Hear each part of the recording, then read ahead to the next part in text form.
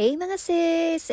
Hi mga sis! Diyos ko, bakit ba kasi nauso yung pa-AA na yan? So hayun na nga mga sis, ginanap kahapon yung PBA Bonsai Show and Competition dito sa Magalang. At ito nga, yung pinaka first time ever na ginanap ito dito sa bayan ng Magalang. Sobrang nakaka-proud lang din dahil isa nga si Daddy sa mga nakilahok dito. Diyos ko mga sis, ilang araw na nga rin siyang puyat. Matagal na nga rin kasing pinaplano ng PBA Magalang chapter itong bonsai show na ito. Kaya naman nga ganyan na lang yung pagka-excite naming lahat. At sa sobrang excited nga ni Daddy, ayan, nauna na nga kami sa mga kasama namin. At alam niyo ba mga sis, sobrang napakagaganda talaga ng mga halaman dito. Kudos nga pala sa lahat ng mga artists at lalong-lalo na sa mga owners ng bonsai na ito. Talagang masasabi mong work of art nga naman talaga. At syempre, kudos nga rin kay Daddy at sa kanyang mga artists na sina Louie at Jonas. Grabe, sobrang pinago talaga ng pagbobonsai itong si Daddy. Alain nyo, yung dating manginginom, ayan, nag-focus sa pagbobonsai. Kaya naman talaga sabi ko sa kanya, susuportahan ko siya hanggang dulo. Basta ba ipapangako niya sa akin na yan lang ang magiging bisyo niya hanggang sa pagtanda namin? Ang sabi ko pa nga sa kanya, di baling magtagal siya sa mga halaman niya, wag lang sa bulaklak ng iba. Charis.